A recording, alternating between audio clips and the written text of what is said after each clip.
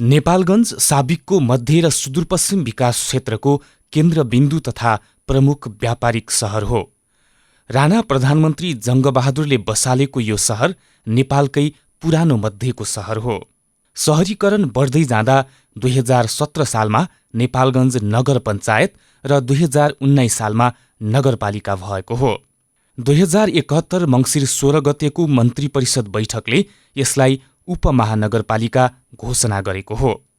उपमहानगरपालिकाभित्र हाल 23वटा ओडा रहेका छन्। नेपालगञ्जको कुल क्षेत्रफल करिब 46 वर्ग किलोमिटर रहेको छ भने 1,38,961 यहाँको जनसङ्ख्या रहेको छ। लामो समयसम्म राज्यको कोपविभाजनमा परेको नेपालगञ्जमा पछिल्ला केही वर्षदेखि विकास निर्माणले प्राथमिकता पाएको छ। यहाँ शहरी विकास तथा भवन निर्माण विभाग सङ्घीय आयोजना इकाइ मार्फत सघन शहरी विकास कार्यक्रम तथा स्वास्थ्य भवन निर्माण तथा अन्य विभिन्न आयोजनाहरूको एकसाथ निर्माण सुरु भएको छ। हुन त शहरी विकास तथा भवन निर्माण विभाग सङ्घीय आयोजना मार्फत बाँकेका अन्य स्थानीय तहमा पनि कामहरू सञ्चालित छन्, तर सबैभन्दा धेरै काम भने नेपालगञ्जमै सञ्चालनमा छन्। शहरी विकास मन्त्रालय अन्तर्गत नेपालगञ्ज र बाँकेका अन्य स्थानीय तहमा केही कार्यक्रम सञ्चालनमा आए पनि न्यून लागतमा थिए, तर बाँके क्षेत्र नम्बर 2बाट निर्वाचित सांसद मोहम्मद इस्तियाक राई शहरी विकास मन्त्री भएपछि आयोजना ग्रामीण क्षेत्रमा विस्तार भएको मात्र छैन, अर्बौंका लागतका योजना पनि भित्रिएका छन्। सघन शहरी विकास कार्यक्रम अन्तर्गत नेपालगञ्ज उपमहानगरपालिकामा 31 किलोमिटर सडक नालासहित कालोपत्रे भएको छ। नेपालगञ्जमा 1 अर्ब र डुडुवामा 1 अर्ब गरी 2 अर्ब लागतमा 39 किलोमिटर सडक नालीसहित कालोपत्रे गर्ने र सौन्दर्यकरणका लागि टेन्डर स्वीकृत गर्ने अवस्थामा पुगेको छ। सडक र नाली मात्रै नभई बागेश्वरी मन्दिर, मस्जिद, गुरुद्वारा, गुम्बा जस्ता धार्मिक संस्थाको पनि सौन्दर्यकरण गरिन लागिएको छ। स्वास्थ्य कार्यक्रम अन्तर्गत भेरी अञ्चल अस्पतालमा भ्याट बाहेक 33 करोड लागतमा इन्डोर भवन अत्याधुनिक सुविधा सम्पन्न निर्माण गरिँदैछ। यसै गरी नरैनापुर, बनकटुवा र खजुरामा 15 शैय्याको अस्पतालको भवन निर्माण सुरु हुँदैछ। यसै गरी नेपालगञ्जको भवानीयापुरमा भ्याट बाहेक 26 करोड बढीको लागतमा भव्य सभाहलको निर्माण कार्य भइरहेको छ। यसबाहेक एसियाली विकास बैङ्कको सहयोगमा नेपालगञ्ज उपमहानगरपालिका र शहरी विकास मन्त्रालय, शहरी विकास तथा भवन निर्माण विभाग, सङ्घीय आयोजना इकाइको समन्वयमा विभिन्न विकास निर्माणका काम भएपछि नेपालगञ्जको मुहार फेरिएको देख्न सकिन्छ। पछिल्लो समय निर्माण कम्पनीले ठेक्का लिने तर समयमै काम नगर्ने प्रवृत्ति नियन्त्रणका लागि आयोजना कार्यालयले समयमै काम नगर्ने निर्माण कम्पनीलाई कारबाहीको दायरामा ल्याएको छ। नेपालगञ्जमा सञ्चालित सबै आयोजनाको प्रगति सन्तोषजनक भएपछि विभागीय मन्त्री शहरी विकास मन्त्रालय अन्तर्गत चाहिँ तपाईँको खास गरेर यो रनिङ इयरमा र योभन्दा पहिलाको मिलाएर चाहिँ झन्डै विभिन्न जस्तै सिटी हल भयो, 22वटा रोडका कार्यक्रम भयो, चिल्ड्रेन पार्कको कुरा भयो, त्यस्तै तपाईँको स्वास्थ्य मन्त्रालय अन्तर्गत 15 शैय्याको 4वटा अस्पताल भयो, भेरी अस्पताल भयो, त्यस्तै तपाईँको विभिन्न धार्मिक बागेश्वरी मन्दिर, हनुमानगढी, रामलीला मैदान, गौसिया, फुलबारी, फैजुल नबी र कब्रिस्तान लगायत 200 करोडको एउटा योजना रहेको छ। 150 करोडभन्दा माथिको एउटा चाहिँ तपाईँको सघनसारीको आयोजना रहेको छ। त्यस्तै तपाईँको लगभग 225 करोड रुपियाँको अहिले फेरि चाहिँ यो कान्ति तार लगायत विभिन्न स्ट्रिट लाइट लगायत चाहिँ योजना छ। त्यस्तै तपाईँको 2700 घरहरू चाहिँ खुसाना विस्थापन कार्यक्रम छ। त्यस्तै जोखिमपूर्ण बस्ती 3वटा सेल्टर बनाउने, जोखिमपूर्ण बस्तीसम्म बाटो बनाउने, त्यस्तै तपाईँको सौदागृह बनाउने, त्यस्तै अहिले चाहिँ खास गरेर विभिन्न धार्मिक संरचनाहरूलाई रिनोभेट गर्ने र खेलकुद मैदान र वातावरणीय सुधार कार्यक्रम, हाई मास्ट लाइटको कार्यक्रम, रुख रोप्ने कार्यक्रम, त्यस्तै आरयुडिपी लगभग झन्डै 200 करोड र आयुडिपीको त्यहाँ 38 करोडको त्यो ल्यान्डफिल साइट जो कि नेपाल सरकार शहरी विकास मन्त्रालयको समन्वयमा नगरपालिकाबाट कार्यान्वयन भइरहेको छ। त्यो कार्यक्रमहरू प्रमुखताका साथमा अगाडि बढेको छ। म आइसकेपछि विगत र अहिलेको सबै मिलाएर चाहिँ लगभग झन्डै तपाईँको 15 अरबको हाराहारीमा चाहिँ योजनाहरू कर्मागत र बहुवर्षीय लगेर चाहिँ सञ्चालनमा गइसकेको र सञ्चालन हुने क्रममा रहेको र केही सम्पन्न हुने क्रममा रहेको छ। अब यसै क्षेत्रमा निर्वाचित छ भने यो यहाँको निर्माणको अवस्था चाहिँ के छ योजनाहरू? एकदमै मैले भने नि अहिले हेर्ने हो भने यहाँका आयोजना प्रमुखहरू 2 बजे रातिसम्म खटेर चाहिँ नेपालगञ्ज सिटी हल मैले पाएँ, उहाँहरू ढलान गराएको सुने र भेरी अस्पतालको चाहिँ बेसको पनि 2 बजे रातिसम्म गएर आफै ढलान गराएको मैले कुराहरू सुने। त्यो एउटा सराहनीय काम हो। मैले स्पष्ट रूपमा भनेको छु, क्वालिटीमा कुनै तलामाथि भयो भने त्यो ठेकेदार पनि छोड्दैन, कर्मचारीले पनि कारवाही हुन्छ भनेर भनेको छु। उहाँले तदारकताका साथमा अगाडि बढ्नु भएको छ। मलाई विश्वास छ देशकै नमुना सहर पनि बन्छ, देशकै नमुना कामको पनि उदाहरण नेपालगञ्जले नै दिन्छ। स्वास्थ्य भवनहरूको निर्माणको अवस्था राम्रै छ। हामीले अधिकांश स्वास्थ्य योजनाहरू सम्पन्न अवस्थामा छन् र एउटा दुईवटा बिग्रेको प्रोजेक्ट थिए, विशेष गरी स्वास्थ्यमा लक्ष्मणपुर स्वास्थ्य चौकी नरेनापुर, त्यो 68 सालको ठेक्का थियो र उनीहरूले काम नगर्ने र अहिले हामीले म आइसकेपछि निकै उसलाई प्रेसर गरेर कानुनी रूपमा तिमी सिद्ध्याउनु भए सिद्ध्याउ, नत्र कानुनी रूपमा हामी कारबाहीमा अगाडि बढाउँछ भनेपछि 68 सालको ठेक्का पनि अहिले निर्माण सम्पन्न भयो। अब हामीले फाइनल भुक्तानी गर्दैछौँ। स्वास्थ्य योजनाहरूमा सबै राम्रो छ एउटा बाहेक, तर त्यो पनि अब हामीले सिद्ध्याउने अवस्थामा पुगिसकेका छौँ। त्यस्तै गरेर अब अहिले भर्खरै भेरी अस्पताल माननीय मन्त्रीज्यूले यो चालु अब कार्यक्रम नहुँदै पनि अनेक प्रयत्न गरेर कार्यक्रम स्वीकृति गराएर ल्याएर अब टेन्डर गरेर हामीले जेठ 6 गते हामीले सम्झौता गरे। अहिले निर्माणको काम धमाधम भइरहेको छ।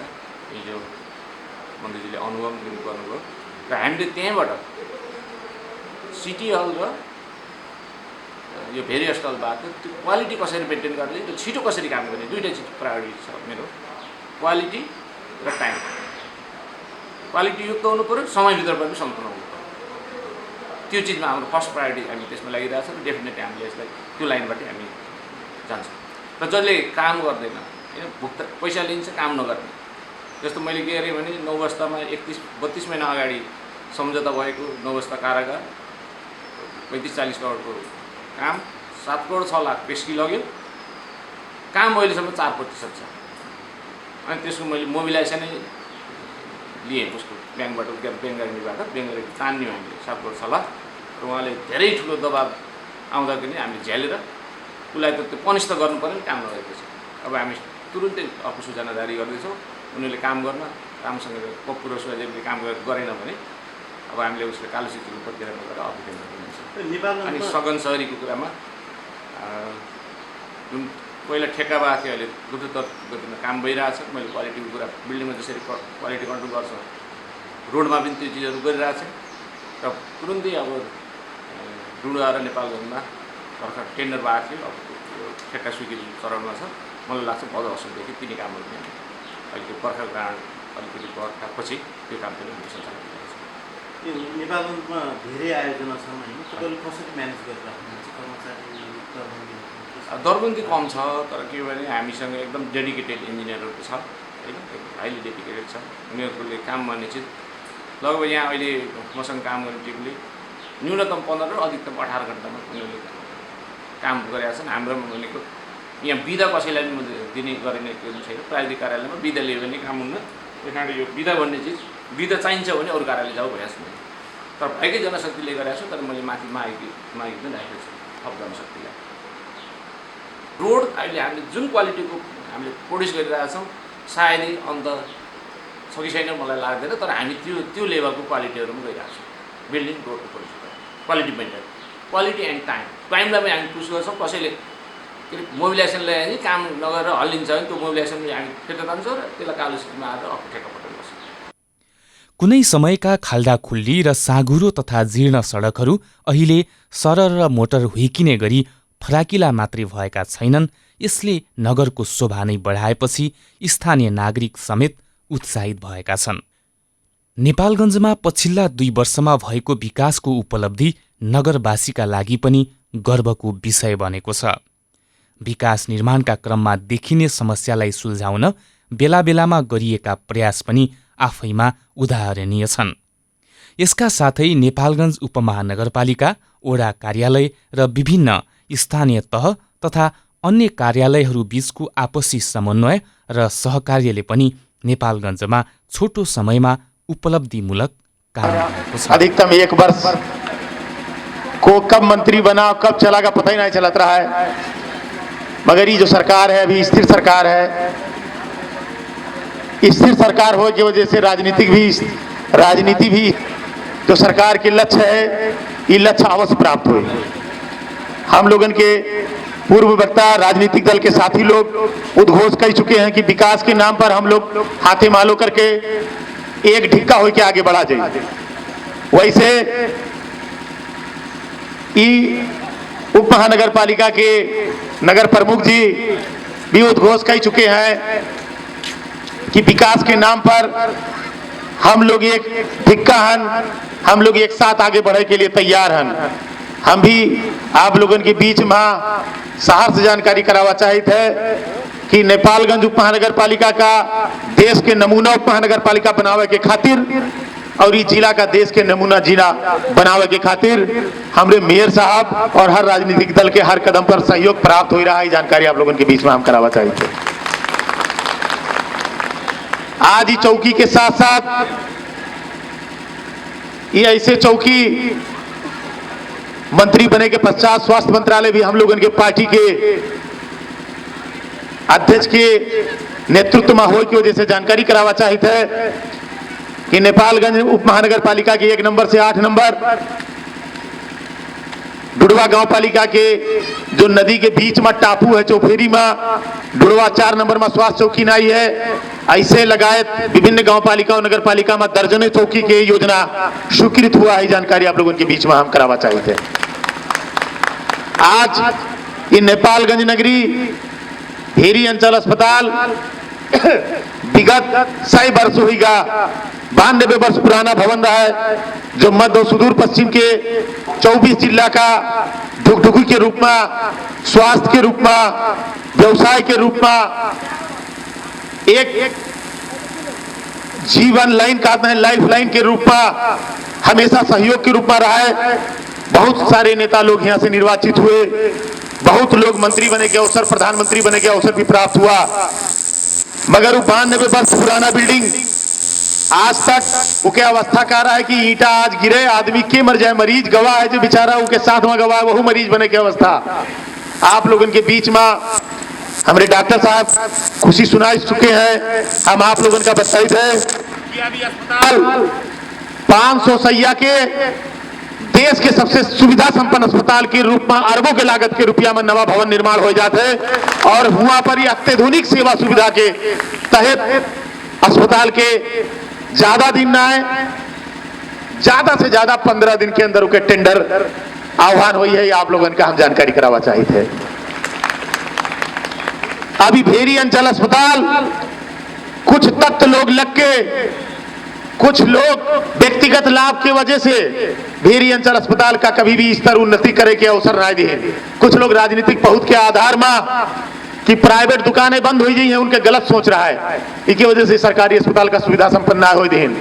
आप लोगों के बीच में आने वाले ये 2 वर्ष के अंदर जब अस्पताल निर्माण हुई तो हमारे दादा भैया लोग जो गरीब हैं, जिनके पास पैसा की कमी है, वो भी गर्व से कही है कि हम यहाँ के प्राइवेट अस्पताल से भी अत्यधिक सेवा सुविधा संपन्न अस्पताल में हम अपन दवाई कराए हैं, वो सेवा सुविधा प्राप्त हुई है।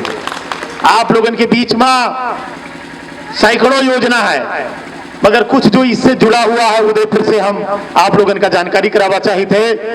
वैसे भौतिक योजना तथा निर्माण मंत्रालय से, पूर्वाधार मंत्रालय से बनकट्टी डुड़वा गांव पालिका, बाबूपुरवा, बिरता, मोहनपुर, लालापुरवा होके ऐसे सीधे जाएंगे भवनियापुर के लिए भी कालोपत्रे रोड स्वीकृत हो चुका है। आप लोगों के बीच में जानकारी करावा चाहते। ये 4 वर्ष तक केवल विकास के धारावाहिक चाहिए, कोई राजनीति के दुराचार या दुर्भाव ना हो चाहिए।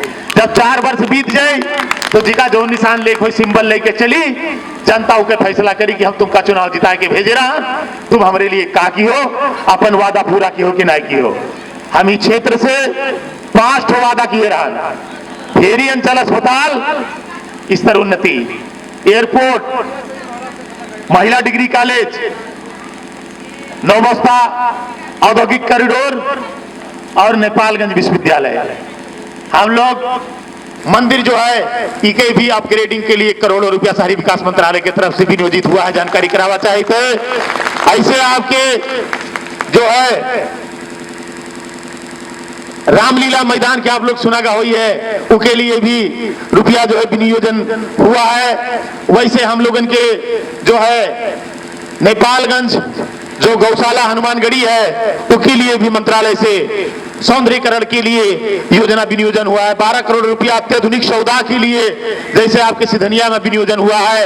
वैसे ही आंतरिक ही तो बड़े बड़े रोड के बताएं, वैसे ही हम हर वार्ड 1 से 23 नंबर और जो है आपके डुडवा से 1 से 6 नंबर तक भीतरी रोड भी पक्कीकरण के लिए भी करोड़ों रुपया जो है विनियोजन हुआ है। आप लोगन के इस सार जानकारी करावा चाहे तो विस्तृत रूप में हम लोगन के बातचीत करके भेजा गया है। आप 1 वर्ष बीता है, आवे वाले 4 वर्ष के बाद में हमार वोट खेरा गवा गढ़ा फेंक दिया रहा है। कुछ ना भवा ई अवसर ई बार न देवे, हम बिल्कुल ही वादा है आपके बीच में समग्र विकास कई के दिखावा जाए, यही वादा करते हुए आप लोगन के समृद्धि खुशहाली में कोई कसर न छोड़ा जाए, अत्ते कहते हुए अपने शब्द का हम यहाँ विराम दिया चाहिए थे।